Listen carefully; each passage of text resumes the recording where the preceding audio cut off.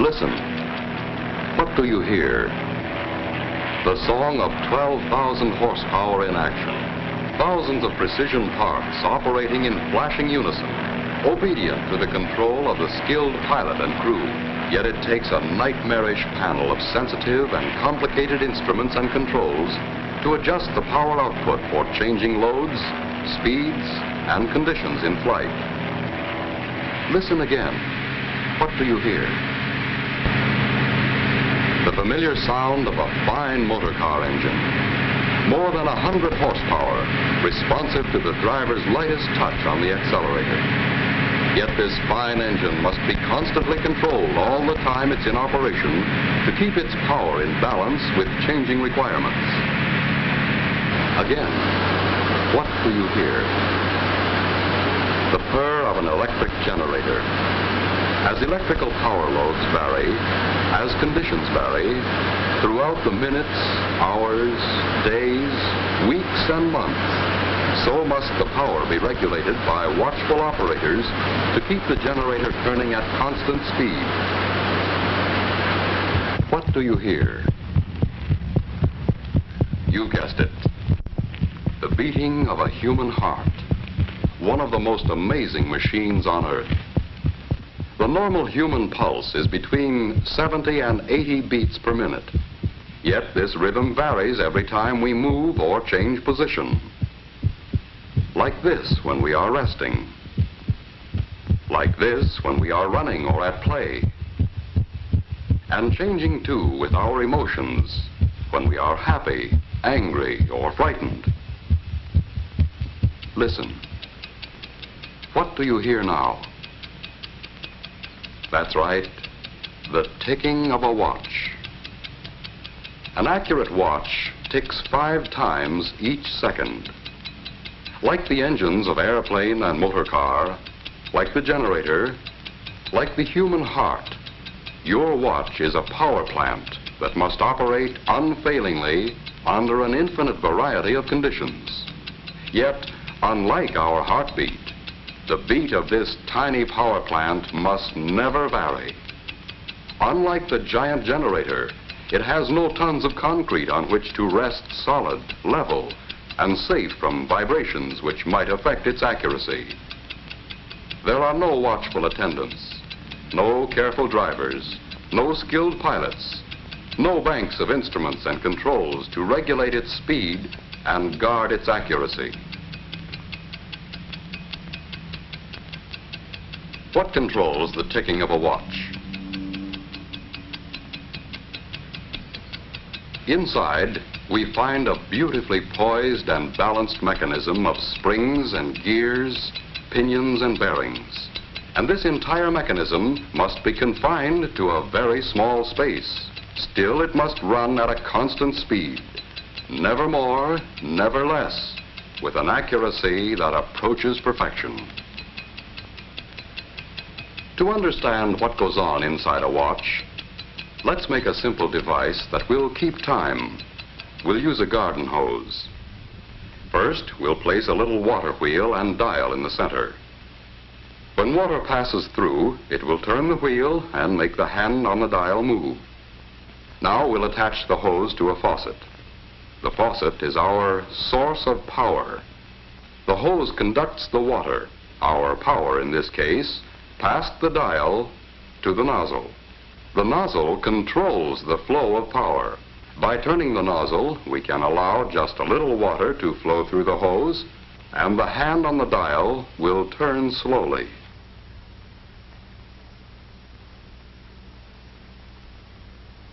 By opening the nozzle wider, we allow a heavy stream of water to flow through the hose, and the hand on the dial turns faster. If our source of power, the water pressure, remained constant, and if we could adjust the nozzle carefully enough, we would have a timepiece that would keep accurate time. Here, in a greatly simplified form, we have the 4 elements needed in every timepiece. A source of energy or power, a means of transmitting power, a dial to record the flow of power, and a way to control the power. Now let's see what these 4 elements are like in our watch. First, we'll take our watch apart, like this.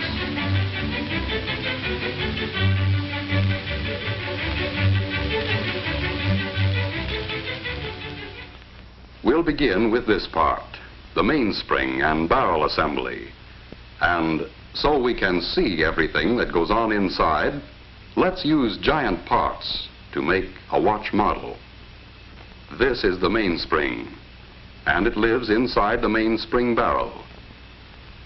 The mainspring is the power plant of the watch, the source of power, like the faucet in our water clock. By winding the spring, we can store up energy. Here is a winding stem with gears and a click to keep the spring from unwinding.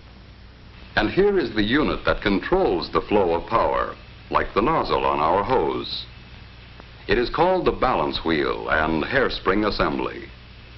It consists of the balance wheel, hairspring, balance staff or axle. Fastened to the balance staff is a part called a roller. To the roller is attached an upright jewel pin. Let's see how these work together. A push on the jewel pin will start the balance wheel moving, and more pushes will keep it moving.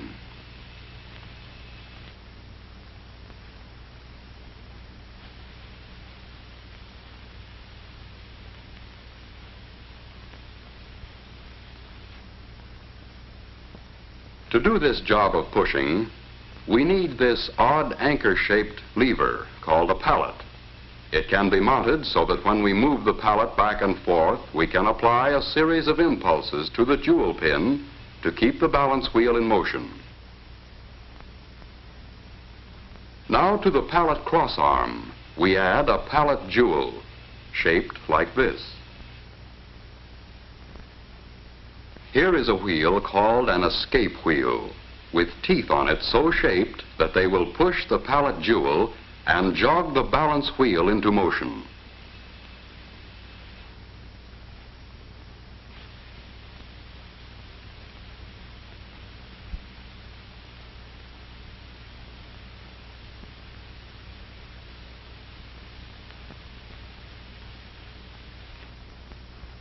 Now we'll use the energy stored up in our mainspring to drive the escape wheel.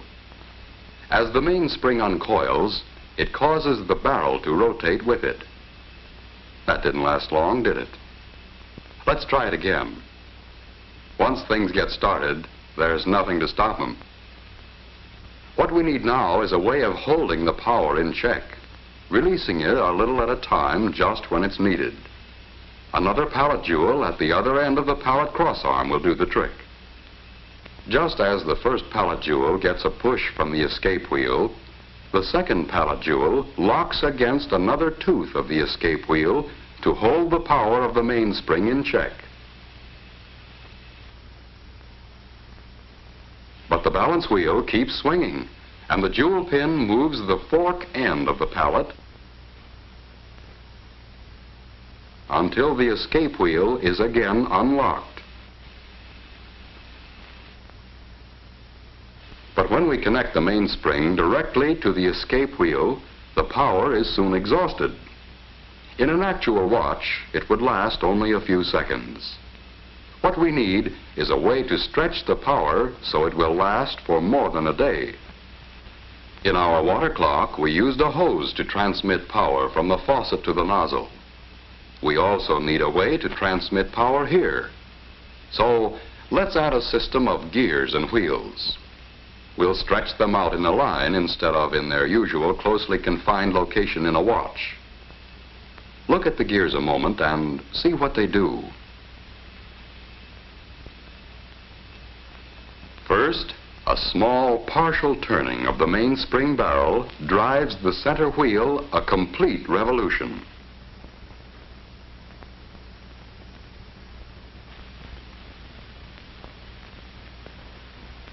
A partial revolution of the center wheel drives the third wheel a complete revolution.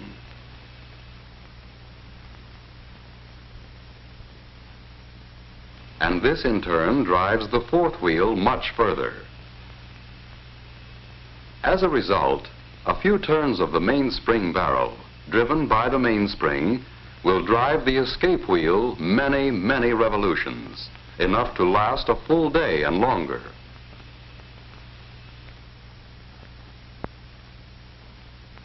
What we have now is a complete model watch train. Through the gears, the mainspring drives the escape wheel. The escape wheel teeth push first on one pallet jewel and then the other. The pallet fork nudges the jewel pin on the balance wheel to keep it moving. The swinging balance wheel on its return trip moves the pallet fork. This unlocks the escape wheel to release a little more energy from the mainspring.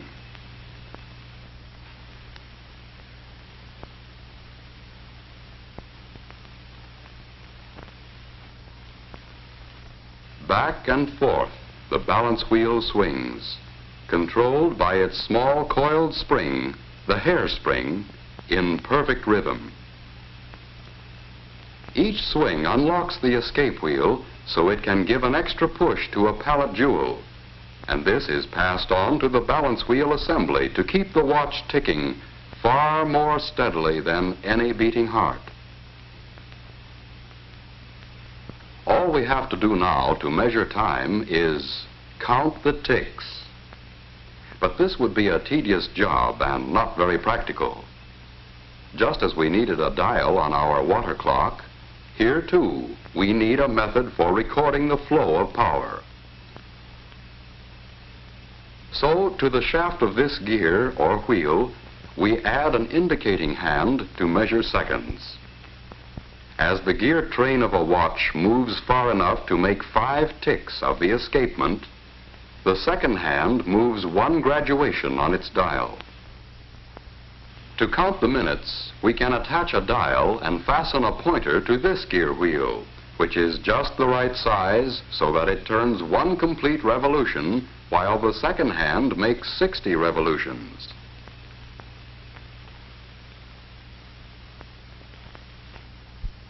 And to count the hours, we can have another pointer geared just so, to move 1 complete revolution every 12 hours. The second hand makes a complete revolution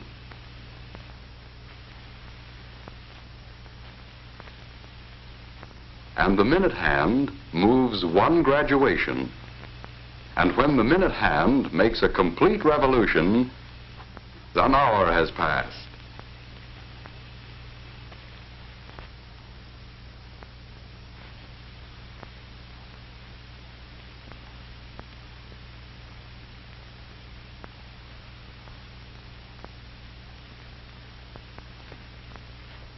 Now we can tell what time it is.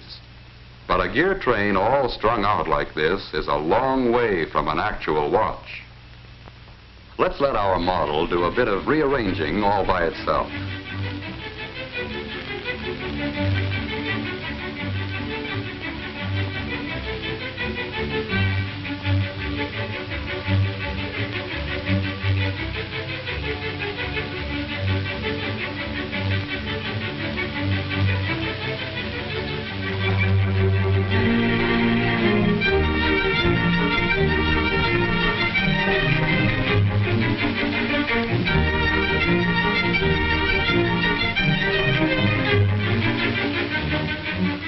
Now we know what time it is and how and why we know. A fine watch itself is, of course, a compact precision mechanism with parts miraculously small and fashioned by craftsmen with incredible accuracy. But the basic principles are those we have just seen, frequently applied on a scale almost microscopic to produce the world's most accurate, portable measuring instrument. In a truly fine watch, there are many things which make possible the accurate control and release of power. Jewels, for example. Many people correctly believe jewels increase the value of a watch. They increase the value all right, but not by being ornamental. Jewels are in a watch strictly for business. They add to the value only when correctly placed and used. They are the bearings which lessen friction, increase the regularity of the running, and greatly extend a watch's life of dependable service. Harder than the finest steel, these tiny surfaces are finished so smoothly they reflect images like a camera lens. And working with oil, it takes a drop no larger than a pinhead for the entire watch. There is almost no friction. If any single part of a watch can be called more important, it's the hairspring. It absorbs and gives out an equal amount of force with each beat or swing at regular intervals. In a fine watch, the hairspring has uniform thickness throughout its whole length, is polished to a mirror-like finish, and made of metal relatively unaffected by magnetism or changes in temperature. It can be apparently distorted, but it always returns to perfect shape. Hairsprings are overcoiled, like we see here, to allow the spring to breathe evenly. Were this not done, the spring would coil and uncoil unevenly, fluff out on one side, and interfere with the accuracy of the watch. Because a watch is required to run in any position, to be accurate, the balance wheel must be perfectly balanced in any position. This is done by poising. The wheel is poised when there is no effect of the pull of gravity reflected in its action on the knife-like edges of the instrument which checks it. With perfect poising, and with the hairspring centered on the balance wheel, it runs accurately in any position all the time. And it's the same with all the parts. The tiny screws, scarcely larger than a speck of dust. The exceedingly small shafts. The precisely made gears and pinions. The sturdy nickel-silver plates and bridges. Every part is made with utmost precision. Precision which approaches perfection. When we look at the almost invisible parts, understand what they are required to do, realize the uncanny skill needed to make a fine watch, we can easily understand why it is a masterpiece of precision and accuracy. Here is a truly wonderful mechanism. With it, you can accurately measure the passing of time and record that passing for your use and convenience. But this mighty little servant is a creation of beauty, too. A precious possession to be worn with pride and confidence every day, every week, every month, year after year. Listen. What do you hear? It's the ticking of a fine watch. Wherever you go, whatever you do, America's fine watch ticks steadily, accurately on. 5 ticks every second.